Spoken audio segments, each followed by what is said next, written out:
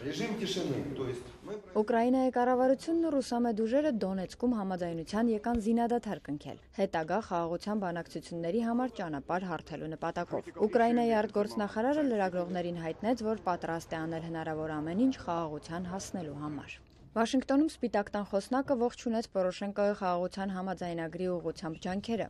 որի շրջանակներում Արևելյան Ուկրաինային կընձեռվի ինքնավարության իրավունք։ Միացյալ Նահանգների նախագահը զանգահարել է Պուտինին հորդորելով վերջինիս նպաստել Ուկրաինայում խաղաղության հաստատման ջանքերին։ Ռուսաստանի նախագահը հրապարակավ սատարում է խաղաղության ջանքերը միաժամանակ մերժելով դրանք։ Ռուսաստանը շարունակում է մատակարարել ապստամբներին զինամթերքով եւ ծանր ռազմական տեխնոլոգիայով։ Վերջիններս, սակայն, համաձայնել են պահպանել զինադադարը, սակայն ռուսամետ ապստամբները հավաստում են, որ կրակոցները ուկրաինամետ ուժերի կողմից շարունակվում են։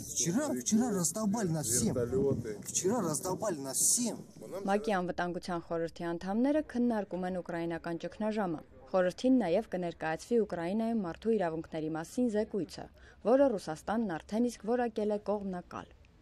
Ամերիկայի ձայն, Վաշինգտոն։